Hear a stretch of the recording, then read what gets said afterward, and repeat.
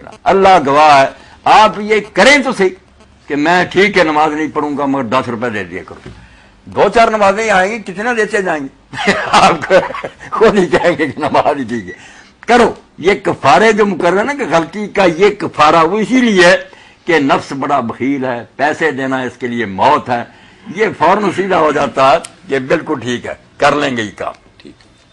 جی مولانا، ایک مغرب کے حوالے سے سوال ہے، نماز مغرب کے حوالے سے اور ایک نماز فجر کے حوالے سے۔ جی نماز مغرب کے حوالے سے بھائی کا سوال یہ ہے کہ فرضوں سے پہلے جو 2 سنتیں پڑھی جاتی ہیں، جی کیا نبی کریم صلی اللہ علیہ وسلم ایسا کرتے تھے؟ کیا سنت مطہرہ سے یہ ثابت ہے اور اس کی کیا فضیلت ہے؟ روایت تو یہ بھی ہے کہ آپ نے بھی پڑھی، مگر یہ تو بالکل یقینی اور آسمان کی سورج کی طرح ہے کہ آپ نے پڑھنے کا کہا کہ لوگوں مغرب سے پہلے نماز پڑھو پڑھو پڑھو، تیسری بار صرف یہ کہہ دیا کہ جو چاہے۔ وہاں لکھا گیا کہ اگر آپ نہ کہتے تو یہ فرضی ہو گیا، پڑھنی، اس لیے بہت اس کا بیان کیا۔ اور صحابہ کہتے ہیں ہم حضور کے زمانے میں اتنے پڑھتے تھے کہ جو نیا آدمی مسجد میں داخل ہوتا تھا وہ اس شبے میں مبتلا ہو جاتا تھا کہ شاید جماعت ہو چکی ہے اور بعد کی سنتے پڑھ ان گنت لوگ پڑھ رہے تھے۔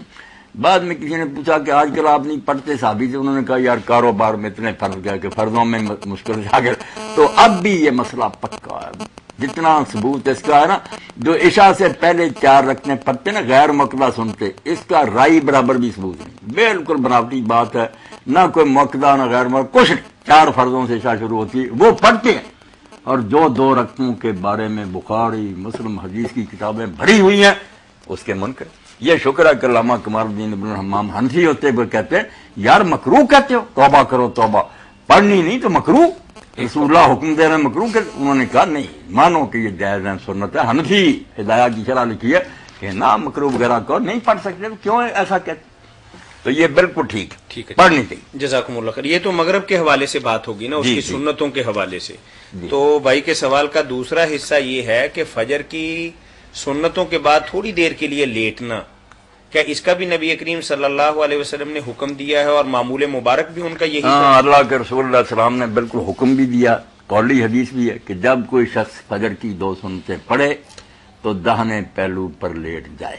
اسی لیے امام ابن حزم تو یہاں تک چلے گیا نا کہ جو نہیں لیٹے گا وہ کہتے ہیں سنتیں نہ پڑھے تو کوئی بات نہیں، سنتیں ہی نا ثواب سے رہ گیا، مگر اگر پڑھی اور لیٹا نہیں، بے شک 1 سیکنڈ کے لیے فرض پڑھ لیے کچھ نہیں ہوا، نہ نماز ہوئی اس کی، نہ تو کیا حکم چھوڑ دیا حضور کا۔ اتنا پکا ہے امام ابن حزم کہ کہاں ہے تمہارا دین؟ آپ نے فرمایا جو 2 رکعتیں پڑھے وہ لیٹے، کیوں نہیں لیٹے تم؟ اور جو لیٹنے کا طریقہ تھا حضور پاک لیٹتے تھے، جب اماں ایسا جاگتی ہوتی تھی ان سے باتوں میں لگ جاتے، کبھی چھوڑ بھی دیتے۔ ہے یہی بات کہ اگر کوئی ایسی مصروفیت نہیں تو لیٹنا چاہیے، بے شک تھوڑا سا لیٹے آپ داہنے پہلو پر۔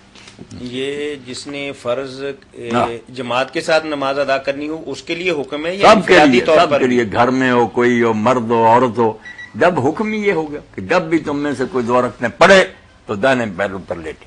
جزاکم اللہ خیر۔ یہ 2 سوال شاید اور ہیں مولانا، کر لیں، وقت ختم ہو رہا ہے۔ بدعت حسنہ کے بارے میں بیان فرمائیں کہ اس کو ماننا چاہیے یا نہ ماننا چاہیے، اس کی ساتھ تشریح اور تفسیر بھی کر دیں کہ بدعت حسنہ کیسے؟ بدعت حسنہ آپ نے مان لیا کہ کچھ بھی ہے بدعت ہے، حسنہ چاہیے، تو یہی ہوگا نا کہ اگر کوئی کرے ہم اس کو قصوروار نہ کہیں، گنہگار نہ، اتنی رعایت دیں گے نا اگر آپ کی بات مانیں۔ میں تو نہیں مانتا کہ بدعت حسنہ بھی کوئی، مگر آپ کہتے ہیں تو بدعت ہی ہے نا، اب اس کا کرنا ضروری کیوں ہوگا؟ نہ کرنے والے برے کیوں ہوں گے؟ بلکہ نہ کرنے والے تو بہت اعلیٰ ہوں گے کہ وہ سنت پر چل رہے ہیں۔ خطرہ تو آپ کو ہے کہ کل قیامت کو جان چھڑا سکتے ہیں یا نہیں چھڑا سکتے، جو رسولہ کی بات پر رہ کے نماز جنازہ جو سلام تک سب مانتے ہیں، حضور نے پڑھی، بعد میں جو دعا کرتے ہیں مانتے ہیں، حضور نے نہیں کی، صحابہ نے نہیں کی، چلو جی اس میں کیا حرج ہے، دعا کرتے پھریں، حرج نہیں۔ آپ جواب دیں گے کہ رسولہ کی سنت پر کیوں بس نہیں کی؟ اور جن غریبوں نے اتنا کام کیا جتنا حضور نے کیا تھا ان کو کیا خطرہ؟ ان کو برا کہنے کا کیا ہے جواب؟ سنت پر رہنے والے ہر لحاظ سے مامون ہیں، محفوظ ہیں، کوئی خطرہ نہیں۔ جو آگے بڑھتے ہیں یہ ثابت کرتے پھریں گے کہ بدعت ہے، حسنہ بھی ہے یا سیئہ، خواہ مصیبت میں پڑنے کی بات ہے، کوئی سنت پر عمل کرنے کو تھوڑا وہ ہوتا نہیں، آگے چل پڑتے۔ جتنا دین نبی فرمایا ہو بجا لے آئیے، وعدہ کاٹا اپنی عقلوں، لپا مول نہ لائیے۔ یہ حافظ محمد لکھوی رحمۃ اللہ علیہ کی پیاری بات ہے کہ لپے کیوں لگاتے ہو؟ جتنا فرمایا، جتنا دین نبی فرمایا وہ بجا لے آئی. وعدہ کاٹا اپنی اکڑوں لپا مولا. یہ لپے جو لگاتے ہیں میاں طاہر یہ خود ہی بھگتتے پھریں گے کہ اس کی کوئی ضرورت تھی. رسول اللہ کا دین ناقص تھا، کوئی خامی تھی. ہمیں کوئی خطرہ نہیں. ہم بھائی قدم بقدم کوشش کرتے ہیں کہ آپ کے پیچھے رہیں. بزہد و ورا کوش و صدق و صفا ولیکن میں فضائے برمصطفیٰ. جتنا جی چاہے نیکی میں دوڑ، مگر خبردار حضور سے آگے نہ بڑھ، پیچھے رہیں. یہ بدعت حسنہ کہتے کسے ہیں مولانا؟ بدعت حسنہ کہتے ہیں کہ نیک کام نکالا ہے دین میں، نہیں نہ رسول اللہ نے کیا نہ تھا، مگر اچھا ہی ہے نا. جیسے یہ ختم ہے، یہ کولیں وغیرہ مانتے ہیں کہ بدعات ہیں، اچھی ہیں، یہ جانے ان کا کام جانے. ہم تو کہتے ہیں دین تو حضور مکمل کر گئے، دین میں اچھی بات نہیں ہو سکتی. ہم بدعت حسنہ مانتے ہیں کہ نئی بات نکالی مگر وہ دین نے میں نہیں. جیسے بم بن گئے، ٹینک بن گئے، یا ہم نے ٹریکٹر نکال لیے، ہوائی جہاز بنا لیے. انت ماروں میں ہمارے دنیا کو، دنیا کے کام دو حضور نے بنا، تم خود بہتر جانے. ان میں کوئی نئی چیز، بدعت کہتے ہیں نئی کو، ان میں نکلتی رہنا. بالکل دین اجازت دیتا، اچھی باتیں، مگر دین میں کیا نکالتی ہیں؟ رسول اللہ کو سنت میں کمی چھوڑ کے ثواب عذاب کی ساری چیزیں سکھا گئے. وہ ایک روایت میں آتا ہے کہ سیدنا عمر فاروق رضی اللہ تعالیٰ عنہ نے بھی تراویح کو بدعت حسنہ قرار دی ہے. خود انہوں نے کہا اچھی بدعت نہ خود آپ پڑھی نہ کرو. انہوں نے جن لوگوں کو ہی بتایا کہ بھائی اس کی بجائے پچھلے حصے رات کی میں جو نماز ہے وہی بہتر. اب لوگ نہیں باز آتے تو کیا کریں. نہیں اب تو فرض ہو گئی ہے جی. کسی مسجد میں شاید عشاء ہو نہ ہو لیکن تراویح ضرور ہوں گی. یہ بات تو غامدی صاحب نے بھی ٹھیک کہی کہ اب تو جو پڑھ رہے ہیں نا مولوی، انہیں بھی نہیں پتا کہ یہ تہجد ہے تم اس وقت پڑھ رہے. ان کے بھی دماغوں میں نہیں رہا یہ نماز تہجد ہے. ایک الگ ہی نماز بلا رہی تراویح. پہ نماز تو تہجد کی تھی، پہلے وقت پڑھ لی جو لوگ تراویح کہنے لگے. لوگوں کو بتاؤ کہ حضرت عمر پچھلے وقت پڑھتے تھے. کیا گیا کہ لوگوں اس سے پہلے 4 فرض 2 سنتیں پڑھ کر آرام سے سو جاؤ، کھانا ہضم کرو، صبح اٹھو، مسواک کرو، کھڑے ہو کر اپنے مسئلے پر گھر میں 11 رکھتے پڑھو. سنت کا بھی عمل، حضرت عمر کے طریقے کا عمل، ثواب ہی ثواب. ٹھیک چلیں، یہ تو ہوگی مولانا یہ بدعت حسنہ کے متعلق. وہ دوسرے سوال ان کا یہ ہے کہ نبی کریم صلی اللہ علیہ وسلم کے نفلی روزوں کے متعلق کچھ وضاحت فرما دیں کہ آپ صلی اللہ علیہ وسلم ہر مہینے میں کتنے دن روزہ رکھا کرتے تھے اور ان کی تعداد کیا ہے. اگر کچھ تاریخوں کے حوالے سے وضاحت ہے تو وہ بھی تشریح فرما دیں. بہت اللہ کے رسول علیہ السلام روزہ رکھتے تھے. ہر روزے کے بارے میں فرمایا بھی ہے. جب ایک آدمی نے پوچھا کہ اللہ کے رسول کو ایسا عمل بتائیں جس کے برابر کوئی نیکی نہیں، تو فرمایا علیک بالصیام، روزوں کا عادی ہو جا، فإنہ لا عدل لہ، روزے کے برابر کوئی عمل نہیں ہے. اس لیے 3 تو آپ نے بتایا نا کہ ہر مہینے میں 3 رکھو گے تو نیکی کا چونکہ بدلہ 10 گنا تو کم از کم اللہ نے رکھا. 3 رکھ لو گے 30 گنے دیے جائیں گے. اور یہ آپ کرتے تھے. کبھی تو شروع جو دن ہے 3 غرر کہ ابھی چاند نکلا ہی ہے 3 دن پہلے.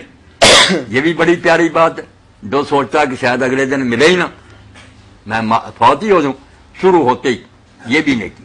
کبھی درمیان میں جو 3 راتیں جب پورا چاند ہوتا 3 رات ساری رہتا 13 14 15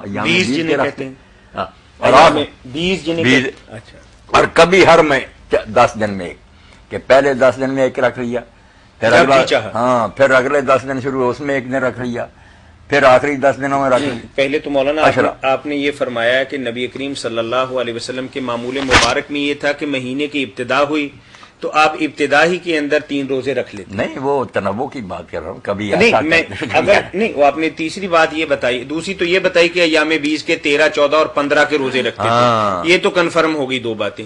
اب تیسری بات آپ نے یہ بتائی ہے کہ پہلے عشرے کے اندر ایک، دوسرے کے اندر ایک اور تیسرے کے اندر ایک رکھتے تھے.